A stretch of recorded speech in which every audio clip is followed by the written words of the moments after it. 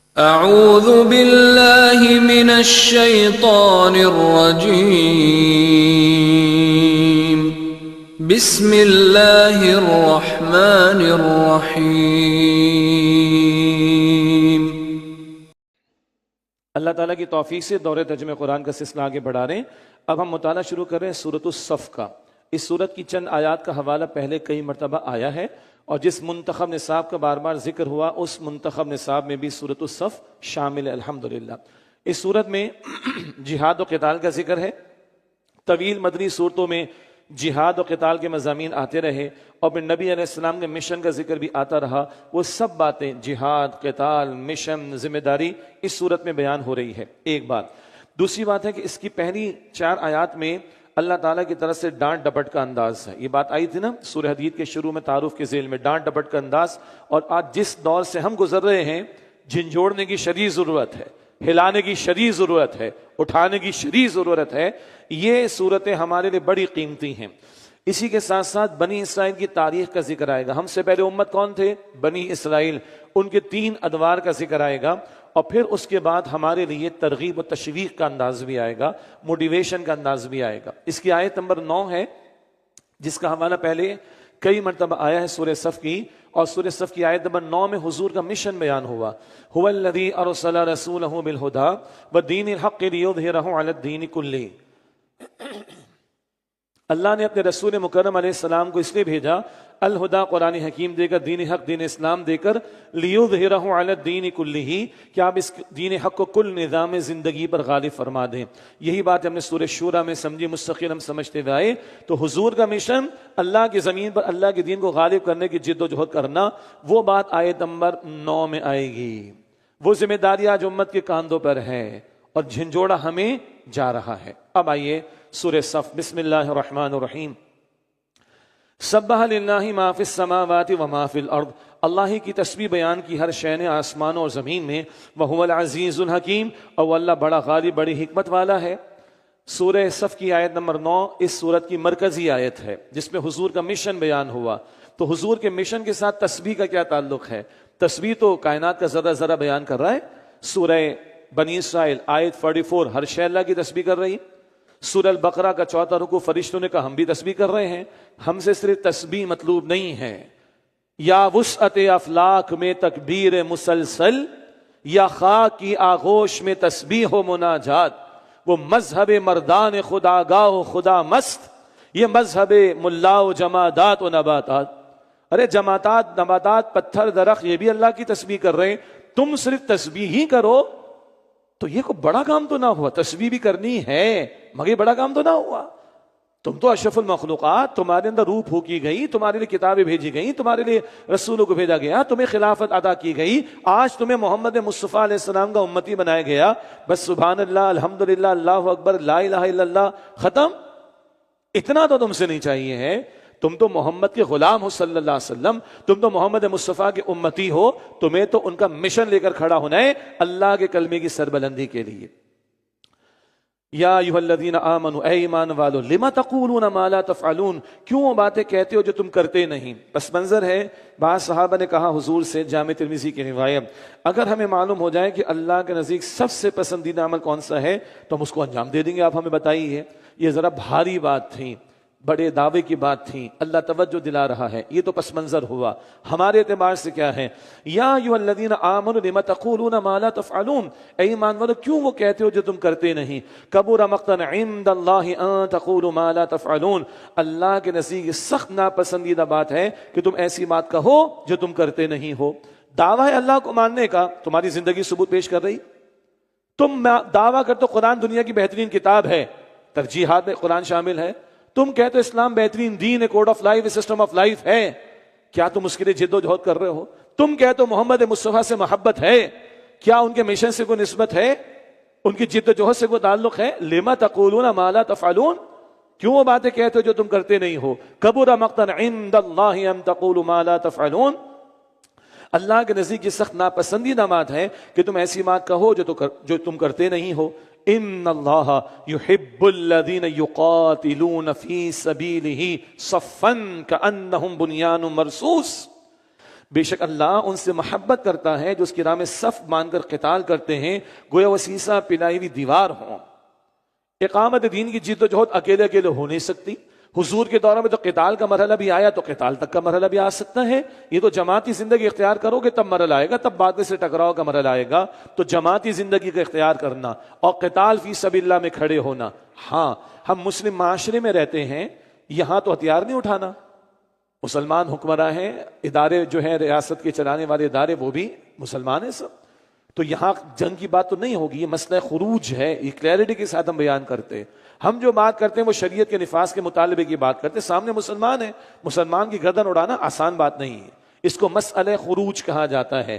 منہج انقلاب نبوی، یہ رسول انقلاب کا طریق انقلاب ان کتابوں اور خطابات کے حوالے دیے گئے، اس کا مطالعہ مفید رہے گا، لیکن ذہن میں رہے کہ قتال یعنی جان تک کے نذرانے کے پیش کرنے کا موقع بھی آ سکتا ہے۔ تو اللہ تو ان کو پسند کرتا ہے جو مل جل کر جم کر سیسا پلائی دیوار کی طرح مضبوط ہو کر اللہ کی راہ میں قتال کرتے ہیں۔ دین کی جد و جہد اکیلے اکیلے نہیں ہو سکتی، جماعتی زندگی اختیار کرنا اس کے لیے ضروری ہے۔ اگلی چند آیات ہیں، اس میں بنی اسرائیل کا تذکرہ۔ ہم سے پہلے وہ امت مسلمہ تھے، بگاڑ آیا، موسیٰ علیہ السلام کا ساتھ دینے سے انکار کیا، عیسیٰ علیہ السلام کے تو معاذ اللہ دشمن بن گئے یہود، ان کا تذکرہ ہوگا۔ وَإِذْ قَالَ مُوسَىٰ لِقَوْمِهِ، اور یاد کرو جب موسیٰ علیہ السلام نے اپنی قوم سے فرمایا، یا قوم لِمَ تُؤْذُونَنِی، اے میری قوم تو مجھے کیوں اذیت دیتے ہو؟ کیا اذیت دی تھی؟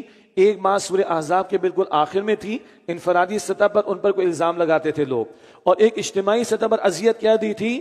سورہ مائدہ آیت نمبر 24، قتال کا مرحلہ آیا، بھاگ لیے، فَاذْهَبْ أَنْتَ وَرَبُّكَ فَقَاتِلَا إِنَّا هَاهُنَا قَاعِدُونَ، موسیٰ آپ جائیے، آپ کا رب جا کے قتال کی، ہم تو یہ بیٹھے رہیں گے، بھاگ لیے۔ یہ اذیت دی تھی پیغمبر کو مشن کے اعتبار سے۔ فرمایا یا قوم لم تؤذوننی، اے میری قوم تو مجھے اذیت کیوں دیتے ہو؟ وقد تعلمون انی رسول اللہ الیکم، حالانکہ تم جانتے ہو کہ بے شک میں تمہاری طرف اللہ کا رسول ہوں۔ فلما زاغوا، پس جب وہ خود انہوں نے ٹیڑھ اختیار کی، ازاغ اللہ قلوبہم، تو اللہ نے ان کے دلوں کو ٹیڑھا کر دیا۔ بہت اہم بات، اس آیت کے حصے کا حوالہ آیا کئی مرتبہ۔ بندہ خود طے کر لے گمراہی کی طرف جانا ہے، تکبر، تعصب، حسد، جانتے بوجھتے گمراہی، اللہ ادھر ہی لگا دے گا، اور بندہ طے کرے ہدایت چاہیے، اللہ ہدایت پر لگا دے گا۔ سورہ شورا آیت نمبر 13، یہدی الیہ من ینیب، اللہ اسے ہدایت دیتا ہے جو اللہ کی طرف رجوع کرے۔ اور اللہ کسے ٹیڑھا کرتا ہے؟ کس کے دل کو ٹیڑھا کرتا ہے؟ جو خود طے کر لے کہ مجھے ٹیڑھا ہونا ہے، چلو پھر ادھر، امتحان ہے، جس طرف چلنا چاہو گے اللہ ادھر ہی تمہیں چلا دے گا۔ فلما زاغوا ازاغ اللہ قلوبہم، پھر جب انہوں نے ٹیڑھ اختیار کی تو اللہ نے ان کے دلوں کو ٹیڑھا کر دیا۔ واللہ لا یہدی القوم الفاسقین، اور اللہ فاسق قوم کو ہدایت نہیں دیتا۔ اب عیسیٰ علیہ السلام کا ذکر۔ وَإِذْ قَالَ عِيسَى ابْنُ مَرْيَمَ، اور یاد کی جب عیسیٰ علیہ السلام نے، عیسیٰ ابن مریم نے علیہ السلام کہا، یا بنی اسرائیل، اے بنی اسرائیل، انی رسول اللہ الیکم، بے شک میں تمہاری طرف اللہ کا رسول ہوں۔ نوٹ کیجئے گا، عیسیٰ علیہ السلام بنی اسرائیل کی طرف رسول ہیں، ساری انسانیت کی نہیں۔ سینٹ پال نے عیسیٰ علیہ السلام کے 300 برس کے بعد گڑبڑ کر کے اس کو مشنری ریلیجن بنایا ہے، ورنہ بائبل میں الفاظ موجود ہیں عیسیٰ علیہ السلام کے، I have been sent for the lost sheep of the Israel، میں یعقوب کے گھرانے کی گمشدہ بھیڑوں کے لیے بھیجا گیا ہوں، بنی اسرائیل کے لیے، not for all the world۔ اور عیسیٰ علیہ السلام کے الفاظ ریکارڈ پر موجود ہیں، He will come and He will be the mercy for all the worlds، وہ جب آئیں گے وہ سارے انسانوں کے لیے، ساری جہان کے لیے رحمت ہوں گے، رسول اللہ علیہ السلام۔ تو عیسیٰ علیہ السلام نے بنی اسرائیل ان کی طرف ہی بھیجا گیا، ان کو کہا انی رسول اللہ الیکم، بے شک میں تمہاری طرف اللہ کا رسول ہوں، مصدقا لما بین یدی من التوراۃ، تصدیق کرنے والوں اپنے سے پہلے آنے والی کتاب تورات کی، ومبشرا برسول یأتی من بعد اسمہ احمد، اور اس عظمت والے رسول کی خوشخبری دینے والا ہوں جو میرے بعد تشریف لائیں گے، جن کا نام احمد ہے صلی اللہ علیہ وسلم۔ گریک ٹرانسلیشن میں فارقلیت لکھا جاتا ہے، اور انگلش میں دا موسٹ ایڈمائرڈ ون کہا جاتا ہے، اور عربی میں ہم محمد یا احمد کہتے ہیں صلی اللہ علیہ وسلم۔ تو عیسیٰ علیہ السلام نے بشارت دی ہے حضور علیہ السلام کے بارے میں، آج بھی تبدیل شدہ بائبل میں وہ بشارتیں کچھ موجود ہیں۔ من بعد اسمہ احمد، جو میرے بعد تشریف لائیں گے جن کا نام احمد ہے. فلما جاءہم البینات، پھر جب وہ رسول ان کے پاس نشانی لے کر آئے، قالوا ھذا سحر مبین، وہ کہنے لگے یہ تو کھلا جادو ہے. ایک رائے، عیسیٰ علیہ السلام کے معجزات کو یہود نے معاذ اللہ جادو کہا، اور ان کو معاذ اللہ واجب القتل قرار دیا معاذ اللہ، اور ان کو سولی دینے کی کوشش کی معاذ اللہ. اللہ نے ان کو آسمانوں پر بلند فرما لیا. یہ تاریخ یہود کی، بنی اسرائیل کی. ومن اظلم ممن افترى على الله الكذب، اور اس شخص سے بڑا ظالم کون ہوگا جو اللہ پر جھوٹ باندھے. وهو يدعى الى الاسلام، حالانکہ اسے اللہ کی طرف بلایا جا رہا ہو. والله لا يهدي القوم الظالمين، اور اللہ ایسی ظالم قوم کو ہدایت نہیں دیتا. اب یہ حضور کا دور مبارک ہے علیہ السلام. 3 قبیلے یہود کے آباد تھے، ان کی کتابوں میں حضور کی بشارتیں موجود تھی، مگر انہوں نے حسد کی وجہ سے انکار کیا کہ نبوت بنی اسرائیل سے کہاں چلی گئی؟ بنی اسماعیل میں. ظلم پر آ گئے. واللہ لا یہدی القوم الظالمین، اور اللہ ایسی ظالم قوم کو ہدایت نہیں دیتا. یریدون لیطفئوا نور اللہ بافواہہم، وہ چاہتے ہیں کہ اللہ کے نور کو اپنے منہ کی پھونکوں سے بجھا دیں. واللہ متم نورہ ولو کرہ الکافرون، اور اللہ اپنے نور کو پورا فرما کر رہے گا خواہ کافروں کو کتنا ہی ناگوار گزرے. پھونکوں سے یہ چراغ بجھایا نہ جائے گا. حضور علیہ السلام کی محنت کو، جد و جہد کو روکنا چاہا یہود نے. دشمن نمبر 1 یہود ہیں. سورہ مائدہ آیت نمبر 82، دشمن نمبر 1 مسلمانوں کے یہود، پھر مشرک. انہوں نے لاکھ کوششیں کی، مگر اللہ تعالیٰ نے فرمایا کہ نہ، واللہ متم نورہ ولو کرہ الکافرون، اور اللہ اپنے نور کو پورا فرما کر رہے گا خواہ کافروں کو کتنا ہی ناگوار گزرے. یعنی اللہ اپنے دین کو غالب کر کر ہی رہے گا. کیوں؟ اس لیے کہ اللہ نے اپنے رسول کو بھیجا اسی مقصد کے لیے ہے. وَلَوْ كَرِهَ الْكَافِرُونَ، خواہ کافروں کتنا ہی ناگوار ہو. هُوَ الَّذِي أَرْسَلَ رَسُولَهُ بِالْهُدَى وَدِينِ الْحَقِّ لِيُظْهِرَهُ عَلَى الدِّينِ كُلِّهِ، وہ اللہ ہے جس نے اپنے رسول علیہ السلام کو الہدا، مکمل ہدایت نامہ قرآن دے کر، ودین الحق، دین حق مکمل نظام زندگی، سسٹم آف لائف اسلام دے کر بھیجا. کیوں؟ لیظہرہ علی الدین کلہ، تاکہ آپ صلی اللہ علیہ وسلم اس دین حق کو کل نظام زندگی پر غالب فرما دیں. یہ حضور کا انقلابی مشن، کل نظام زندگی پر اللہ کا دین غالب ہو. یہ اسلام مغلوب ہونے نہیں، غالب ہونے کو آیا ہے. یہ اسلام صرف پڑھنے پڑھانے کے نہیں، نافذ ہونے کے لیے آیا ہے. یہ قرآن میں یہ اللہ کا دین سے چھاپنے کے لیے نہیں، نفاذ کے لیے آیا ہے. اور یہ مشن تھا رسول اکرم صلی اللہ علیہ وآلہ وسلم کا. اور 23 برس کی محنت، جہاں صبر بھی ہے، تربیت بھی ہے، قرآن سے جہاد بھی ہے، اللہ والوں کی تربیت بھی ہے، اللہ والا بنانا بھی ہے، آخرت کی تیاری بھی ہے، ہجرت کا مرحلہ بھی ہے، طائف کی گلیاں بھی ہیں، بدر بھی ہے، احد بھی ہے، عذاب بھی ہے، فتح مکہ بھی ہے. یہ ساری محنت کس لیے تھی؟ اللہ کی زمین پر اللہ کے دین کے نفاذ کے لیے. اور عرب سے آگے بڑھ کر تبوک کا موقع، غزوہ تبوک، سلطنت روما کے خلاف حضور نے اعلان کر دیا کہ یہ اسلام، یہ دین یونیورسل ہے اور اس کا غلبہ ساری زمین پر ہونا چاہیے. آج یہ ذمہ داری حضور کی ختم نبوت کے بعد امت مسلمہ کے کاندھوں پر ہے. ہم پڑھ آئے سورہ شورى آیت نمبر 13، اقیم الدین ولا تتفرقوا فیہ، دین کو قائم کرو، اس کی جد و جہد کرو، اس بارے میں کسی تفرقے میں مبتلا نہ ہو جاؤ. یہ سب سے بڑی سنت ہے اللہ کے رسول علیہ السلام کی، اللہ کے دین کو پھیلانا، اس کی دعوت، اور اللہ کے دین کے نفاذ کے جد و جہد کرنا. آج یہ میرے اور آپ کے کاندھوں پر ہے. پاکستان کی آج ہم نے بات کی، پاکستان اس کام کے لیے لیا گیا تھا. مملکتیں دنیا میں بہت ہیں، اس کو ہم نے کہا اسلامی جمہوریہ پاکستان، یہاں اسلام آئے گا. نہیں آیا، ہمارا قصور ہے. آج مصائب ہیں، نحوستیں ہماری بے وفائی کی، لیکن اسلام کی طرف آ جائیں، عزت ملے گی انشاءاللہ. یہ حضور کا مشن آج امت کے کاندھوں پر. لیظہرہ علی الدین کلہ، تاکہ وہ اسے ہر دین پر، کل نظام زندگی پر غالب فرما دیں. ولو کرہ المشرکون، چاہے مشرکین کو کتنا ہی ناگوار گزرے. هو الذی ارسل رسولہ بالہدی ودین الحق لیظہرہ علی الدین کلہ، اللہ جس نے اپنے رسول علیہ السلام کو الہدا، مکمل ہدایت نامہ قرآن دے کر بھیجا، ودین حق، دین اسلام دے کر بھیجا، تاکہ لیظہرہ علی الدین کلہ، اسے کل نظام زندگی پر غالب فرما دیں. ولو کرہ المشرکون، اور چاہے مشرکین کو کتنا ہی ناگوار گزرے. اب ترغیب کا انداز آئے گا، تھوڑا سا ایک ڈراوا اور پھر ترغیب اور تشویق اور موٹیویشن کا انداز. یا ایھا الذین آمنوا، اے وہ لوگوں جو ایمان لائے ہو، هل ادلکم علی تجارۃ تنجیکم من عذاب علیم، کیا میں ایسی تجارت کی طرف تمہاری رہنمائی کروں جو تمہیں دردناک عذاب سے بچا لے؟ کیا جواب دیں گے؟ بالکل بتائیے. اچھا، تو دردناک عذاب سے بچانا لازمی مسئلہ یا آپشنل ہے؟ لازمی. تو آگے جو کام کرنے کو بتایا جا رہا ہے وہ آپشنل ہوگا یا فرض ہوگا؟ فرض ہوگا. ذہن میں رکھیے. کیا میں تمہیں وہ تجارت بتاؤں تنجیکم من عذاب علیم، جو تمہیں دردناک عذاب سے بچا لے؟ کیا کرنا ہے؟ تؤمنون باللہ ورسولہ، تم ایمان لاؤ اللہ پر، اس کے رسول پر. عجیب بات ہے، خطاب کس سے ہے؟ ایمان والوں سے. ایمان والوں تمہیں تجارت بتاؤں جو تمہیں دردناک عذاب سے بچا لے. اور پھر اللہ کیا فرما رہے ہیں؟ تؤمنون باللہ ورسولہ، تم ایمان لاؤ اللہ پر اور اللہ کے رسول پر. کیا مطلب؟ زبان کی نوک والا فقط ایمان نہیں، ضروری ہے مگر کافی نہیں. دل کا حقیقی ایمان جو قرآن سے ملے گا، یہ پکا سچا ایمان لاؤ. تؤمنون باللہ ورسولہ، تم اللہ اور اس کے رسول علیہ السلام پر ایمان لاؤ. وتجاہدون فی سبیل اللہ باموالکم وانفسکم، اور تم اللہ کی راہ میں جہاد کرو اپنے مال اور اپنی جانوں سے. ذالکم خیر لکم ان کنتم تعلمون، یہ تمہارے حق میں بہتر ہے اگر تم جانتے ہو. اللہ فرما رہا ہے، کوئی سینئر جونیئر کو کہتے بیٹا یہ لائن تمہارے لیے بہتر ہے، اس فیلڈ میں چلے جاؤ. یس سر، آپ باس ہیں، آپ ایکسپیرینسڈ ہیں، میں آپ کی بات مانوں گا. او بھائی اللہ فرما رہا ہے یہ کرو تمہارے لیے بہتر ہے، بیسٹ ٹریڈ تو یہ ہے. ہاں جہاد وسیع معنی میں، اللہ کا بندہ بننے کے لیے جہاد کوشش، اللہ کی بندگی کی دعوت دینے کے لیے جہاد کوشش، اللہ کی بندگی پر مبنی نظام کو قائم کرنے کی جد و جہد کوشش. جہاد جہاد جہاد مستقل عمل. سورہ حجرات آیت نمبر 15 میں بھی یہ دو باتیں آئی تھیں، سچا پکا ایمان دل میں اور عمل میں جہاد. ذالکم خیر لکم ان کنتم تعلمون، یہ تمہارے حق میں بہتر ہے اگر تم جانتے ہو.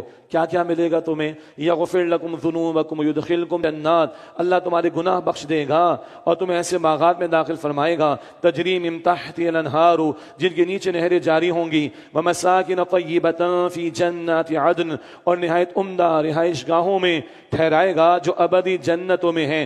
ریزیڈینشل گارڈنز ہوں گے، باغات کے درمیان میں رہائش گاہیں ہوں گی.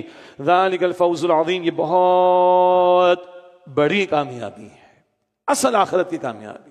دنیا میں نتیجہ نہ آئے کوئی مسئلہ نہیں، انبیاء شہید ہو گئے نتیجہ تو نہیں آیا، وہ کامیاب ہیں. اصل کامیابی آخرت کی. کلیئر ہے، میں نتیجے کا مکلف نہیں ہوں، ذمہ دار نہیں ہوں، محنت کا ذمہ دار ہوں. میں نے محنت کی ہے نہیں، اللہ یہ پوچھے گا ضرور مجھ سے. جان لگانی، مال لگانا ہے، وقت لگانا ہے، جوانیاں لٹانی ہے اپنی اس کام کے لیے، اللہ ہمیں قبول فرمائے. دل سے مانگے اللہ قبول فرمائے، اس سے بڑا کوئی کام نہیں ہو سکتا.